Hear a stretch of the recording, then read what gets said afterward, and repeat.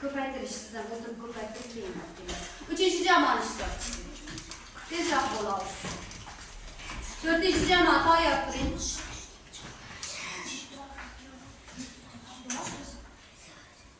Masofani topish formulasi. Bu yoqqa olamiz. Masofani topish formulasini bilasizmi?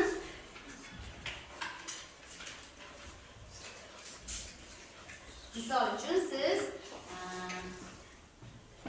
450 kilometrga 6 soat yetib bordingiz. Misol uchun 6 soat. Sizga 1 soatni yo'li kerak bo'ladi-da. 1 soatni yo'lini topish uchun nima qilish kerak bo'ladi? O'shani ayting. 450 kilometr yetib bordingiz deylik.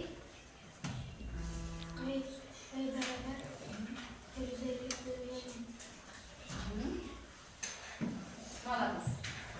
Demak, ishtirokchimiz javob bera oldi. Demak, ikkinchi jamoaga bitta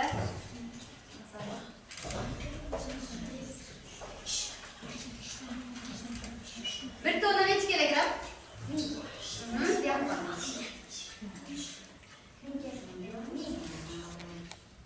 3570 gram. Necha kilogramm va necha gram? 3570 gram. Necha kilogramm?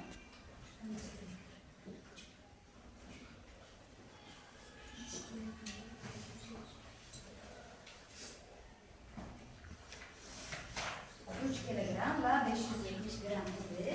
Demak, 4-jamoa ishtirokchisi masalani bera olgani yo'q. Ishlab bo'lgan bo'lsangiz masalani ustiga yozing. Demak, sizga masala berilgan ekan, kubning hajmi berilgan 8 sm, 2 sm, 4 sm berilgan ekan, uni hajmini toping debdi. Hajmini topib ishlab kelasiz. Agar ishlaganingiz to'g'ri bo'lsa, masalamiz qo'yishimiz. Ikkinchi jamoa. Demak, ko'paytirish, siz ko'paytirib kelasiz. 3-chi jamoadan keladi. 4-chi jamoa tayyor turing. Demak, sizga yuza topish ekan, o'shaning yuzasini topib kelasiz. 4-chi jamoadan. 1-chi jamoadan tayyor turasiz. Demak, siqidi 1 sutka necha minut? Hisoblasangiz ham bo'ladi, bir hafta necha soat? Buni ham hisoblab olamiz. Demak, 1-chi jamoaning ishtirokchisi.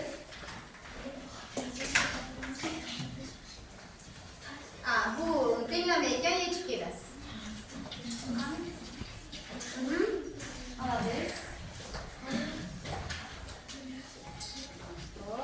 Bo'lish ishlab kelasiz. Hop. Yana 4-chi jamoani tayyor turamiz.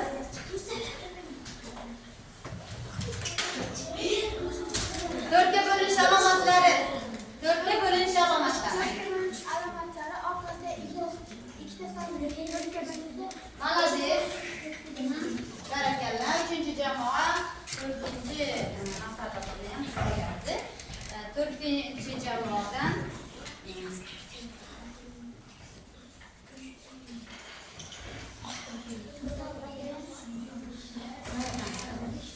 birinchi jamoa ishtirokchisi.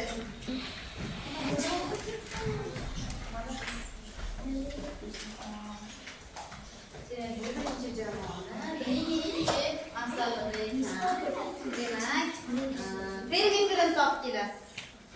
Xo'p, ikkinchi jamoaning ishtirokchisi. 3-chi jamoadan tayyor turing. 4-chi jamoa ham tayyor turing. Demak, perpendikulyar to'g'ri chiziqlar deb nimaga aytiladi? Kech o'tganmiz. Perpendikulyar to'g'ri chiziqlar deb nimaga aytiladi?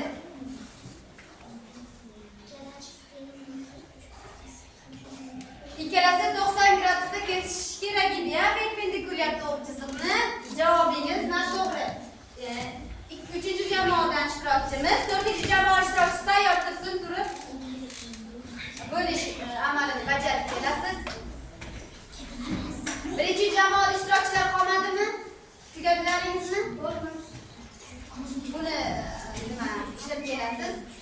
Xo'p. Qanaqa olingiz? Masalan,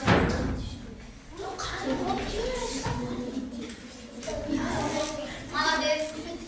Birinchi jamoa ishlab o'tdi. Siz javob mana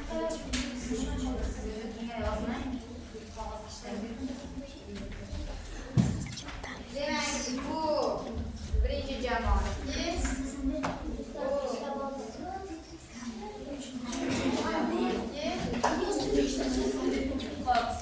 Mana javobingiz. Noto'g'ri. Demak, ikkinchi jamoani nimasi noto'g'ri. Demak, dördüncü jamoani masalasini aytib qo'yasiz.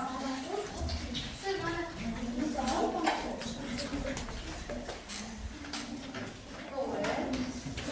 Bu ikkinchi jamoaniki. Xo'p.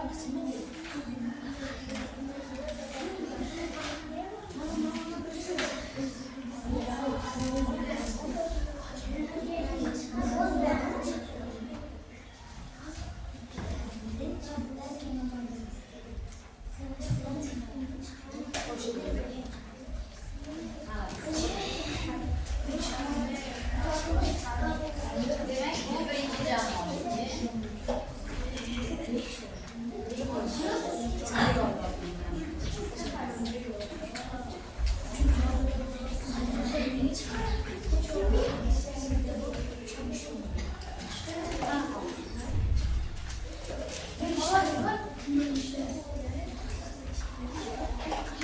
Hop, yana jamoalarda ishtirokchilar qolmadi, ya? Keling.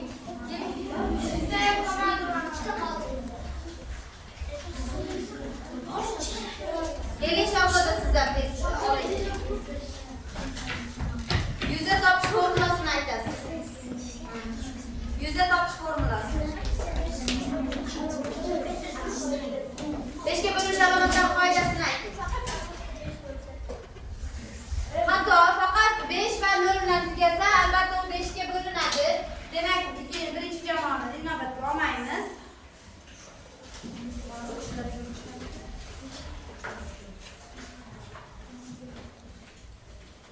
Xo'p, to'rtinchi jamoaga masalan, mana bu jamoaga yuzda topish formulasini aytasiz.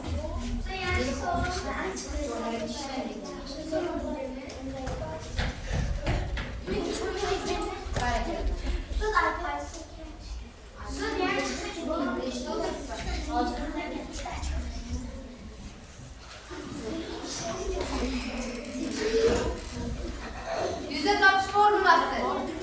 Jim. Alamiz.